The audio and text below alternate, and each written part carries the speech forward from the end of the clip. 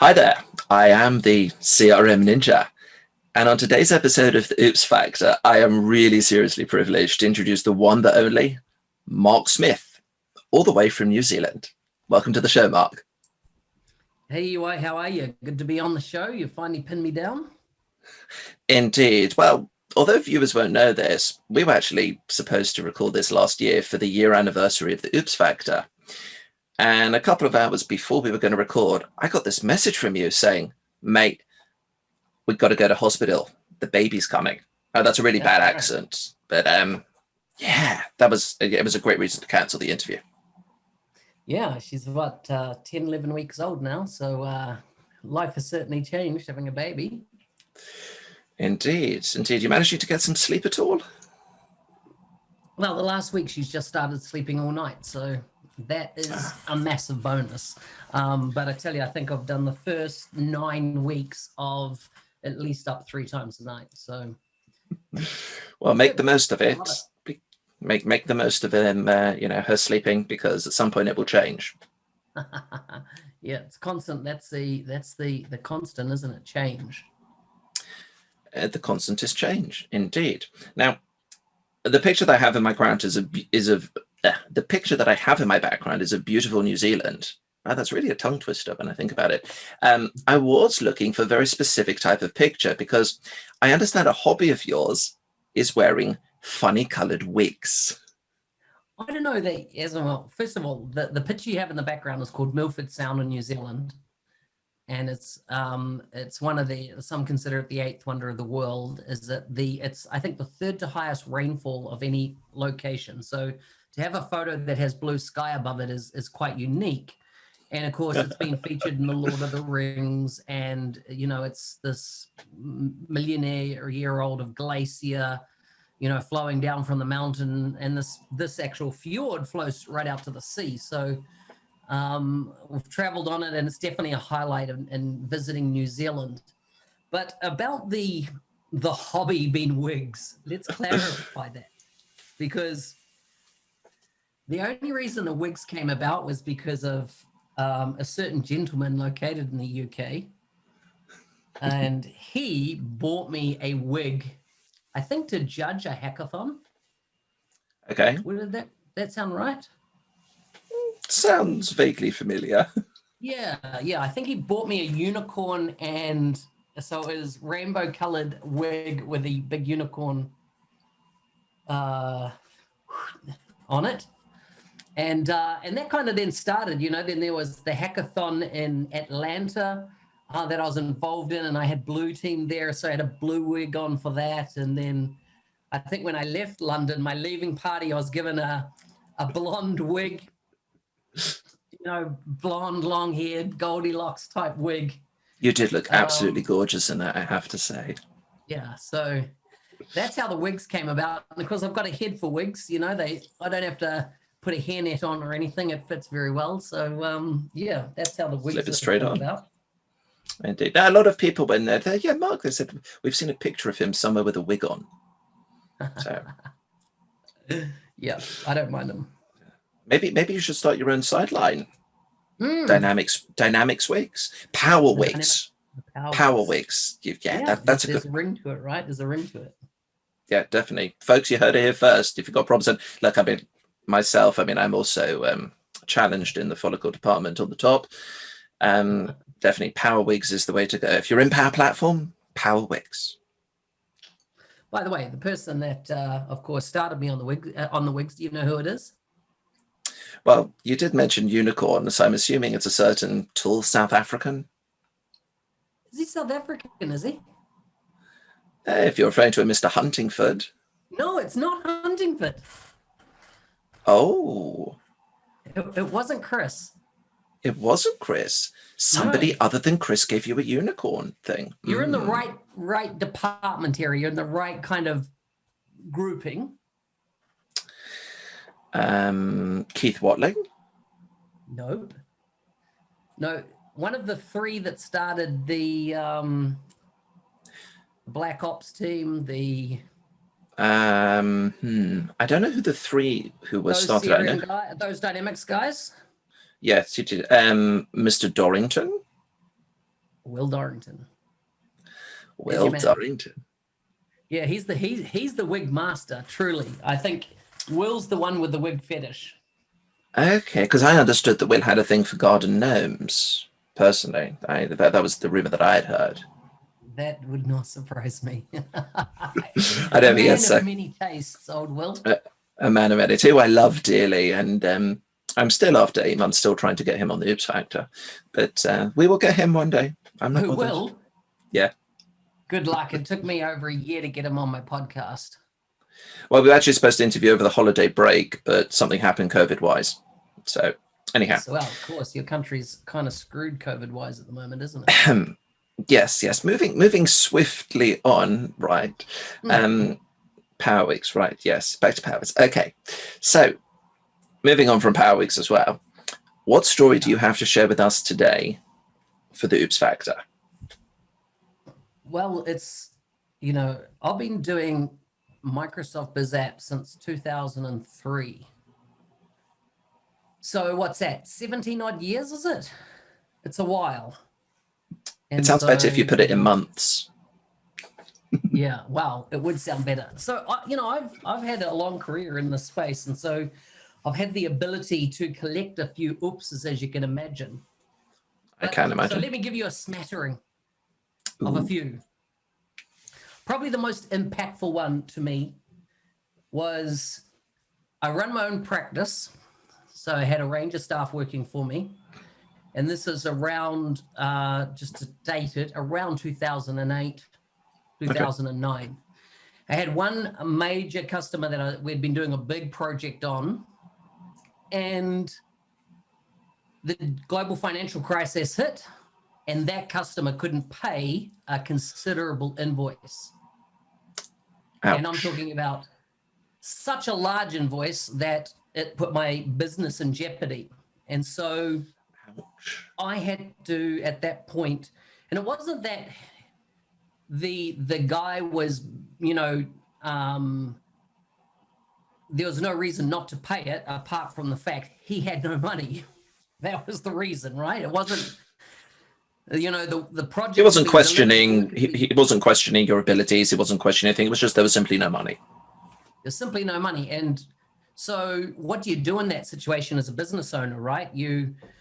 Everybody was suffering with the global financial crisis at the time, and so it wasn't like I was going to stick collectors on them or anything like that, because you're human after all, right? A lot of people say in business, don't be emotional.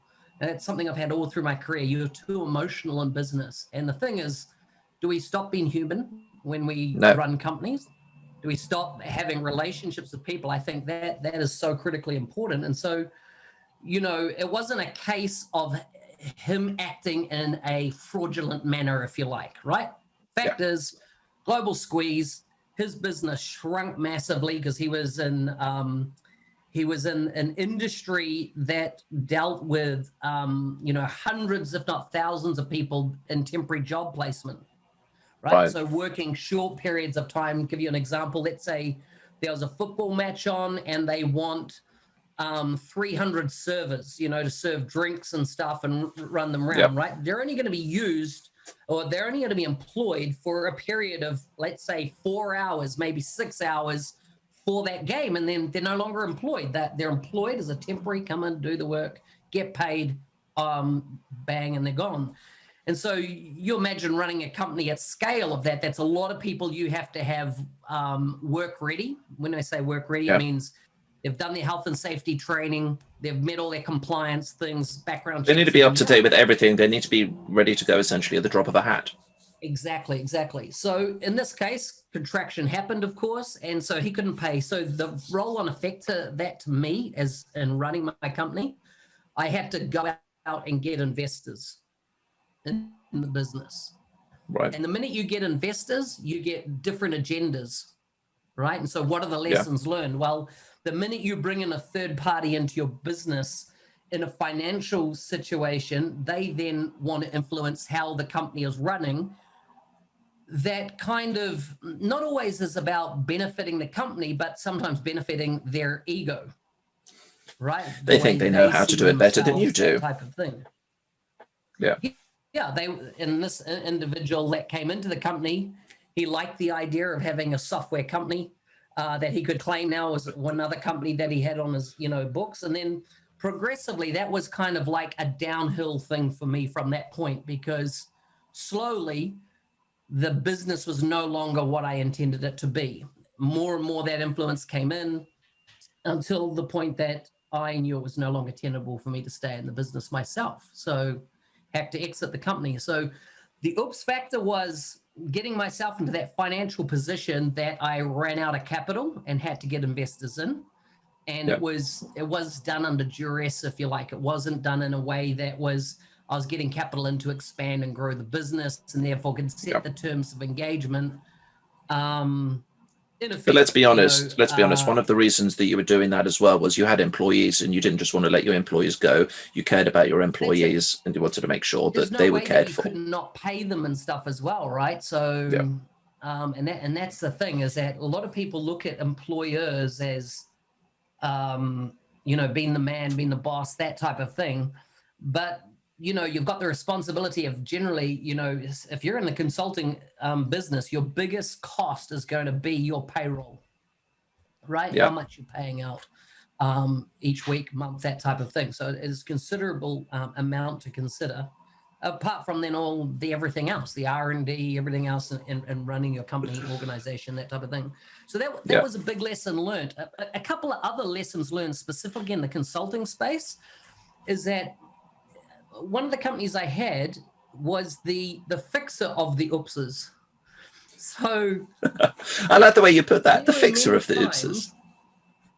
Yeah. So what happened is that our competitors would get in touch with us when they had created they had a problem in their implementation of Dynamics that they couldn't solve. And I'm talking more in the on-premise days.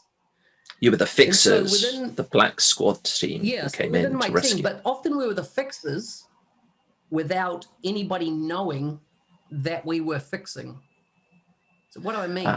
So we would have a consultant call us who had, let's say, screwed up royally, or they would contact us and after hours give us username credentials into those environments of their customers for us to go and fix their problem and out without anybody knowing we'd come or gone in the process. And, because, and particularly in New Zealand, it's a tight-knit community. It's not like we never invoiced for any of that. That was just helping out friends that were working for our competitors in those situations. So that became quite common. It was always one of the things I struggled with in the early days of contracts with, or support contracts with Microsoft, is that,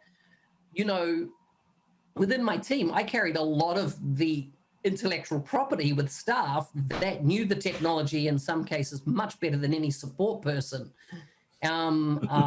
did. And I know that this is still a complaint to these days around support contracts. If you're worth your metal, you've got people that really know the tech to a deep level. In fact, I remember once raising a support ticket, and one of my staff who, is a senior architect, said, this is the problem in the code in the Dynamics solution. Gave it very explicitly. It had gone up to top tier support. And they said, how did you know that was in the code? Because I wrote the code when I was working for Microsoft. And so I know that there's this bug in there. And so, that was quite interesting. And of course, you do employ smart people in the industry. So I suppose that was another thing where, I remember one big project we had was around thoroughbred racehorsing. And another partner had implemented the solution. And one of the things happened is that when you auction a racehorse, and that racehorse goes for, let's say, $5 million, right? So now you've got a racehorse standing on a podium, people are bidding on it, it gets auctioned. Before that racehorse takes one step off the podium from there, that racehorse has to be reinsured to the new owner, because if it trips and it's a $5 million investment, you imagine the losses.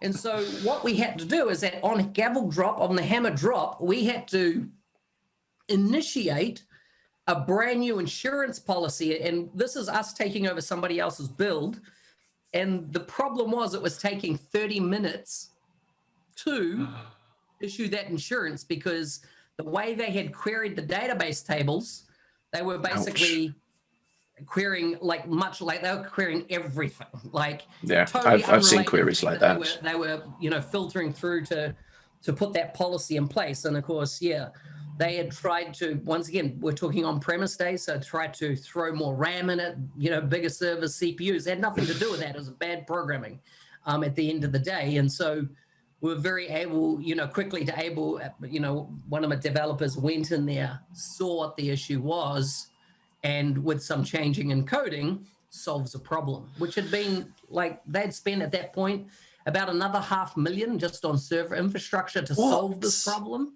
And it had Wow. nothing to do with hardware. It was a software issue. So yeah, I suppose those are my kind of oops factors, is that you can't really go through your career without having them, and having to deal with them and We learn lessons from learned our from them. Right. mistakes. The whole thing of if we work for life perfectly, we don't grow necessarily as much as we would if at all. It's about learning from our mistakes and iterating on the stuff and getting better at it, which is really the whole purpose of this show, to learn from what each other has done and to try and implement it onto our daily lives. Yeah, so true, so true. So is that a oops factor that kind of covers what you're thinking? I think that was really good, Mark. Really appreciate you coming on the show and sharing those things with us. Definitely some thoughts personally for me to take away. I hope the listeners as well will be able to take them away and implement them themselves. Excellent. Thanks, EY. No problem. Viewers, we hope that you've enjoyed this episode and again, taken some really good lessons out of it to put into your daily lives. Feel free to check out the rest of the Oops Factor playlist, subscribe to the channel, take a look at the blog. And if you would like to come and share your own Oops Factor story and appear alongside people like Mark and others, feel free to hit the link below, fill out the form, and I'll have you on the show. Have a great day.